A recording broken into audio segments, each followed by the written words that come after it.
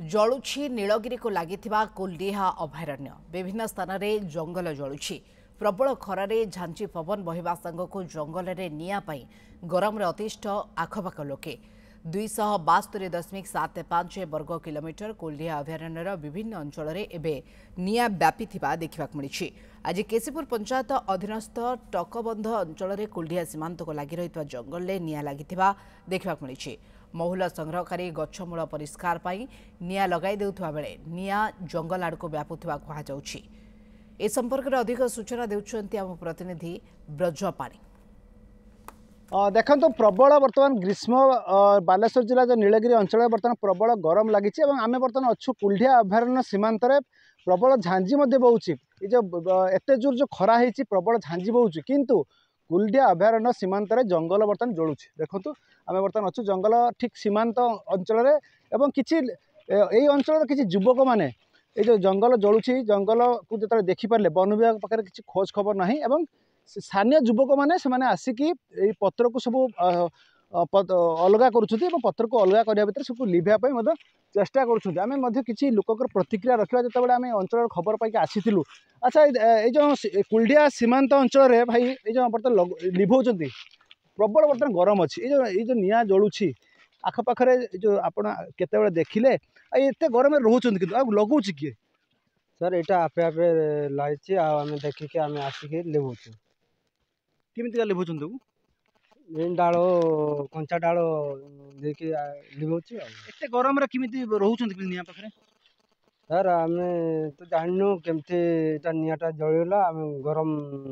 जिते घर पाखे आसला आम आसिक लिभुचु। सर एटा किए जान लगे देखिए आम सर देखिले आम लिभुचु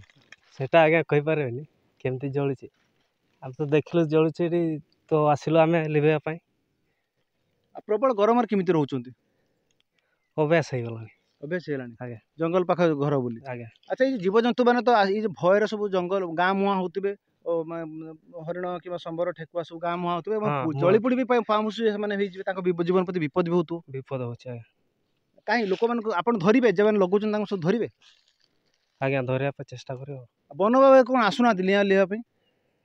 हाँ आसचंती तो एपटे आखि आगे देखा जाए ना से आसी पार ना से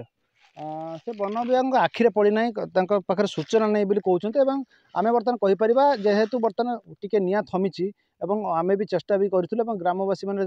निजे निजे सब निया को आयत्त कर सारे कि आम कहीपर प्रबल ग्रीष्म जो प्रभाव होची कुलडीहा अभयारण्य सीमांत जो जंगल जलुछि यार कारण कौन आखपाखे इटाभाटी बेआईन इटाभाटी चली बेआईन इटाभाटी रे निया झुल उड़ीकी हुए तो निया लगी पारि थाए किंबा दुर्वृत्त मैंने लगे पारि थांती कौन किसी कारण तो निहाती अच्छी किंतु एतिर अतिष्ठ हुई जो जंगल जलुछि यार सफर होउचंती यही जो आखपाख अंचल थिबा वनांचलवासी मैंने जदि निया झुल जाइए चाल घरे पड़ो ताहले जड़ीपोड़ी पाउंस हो ए नहीं वनांचलवासी मैंने भयभीत हो पड़ते एवं से नवेदन करती पारे आखिरे पड़ा बेलू से निया लिभाउछंती किंतु से नवेदन करछंती ए जंगल को परिवेश को से रक्षा करुछंती किंतु दुर्वृत्त माने कहीं निया लगाउछंती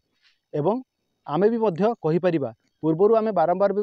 बुलेटिन प्रसारण करूँ ये कुलडीहा अभयारण्य सीमांत छतु फुटिला भाया इटाभाटी रही निया प्रबल गरम अतिष्ठ भी मानने वनांचलवासी मैंने से इटाभाटी निया झुल उड़ी ये सब जंगल निया पड़ जाऊनी तो बालेश्वर जिला नीलगिरी ब्रजकिशोर पाणी न्यूज़ 7।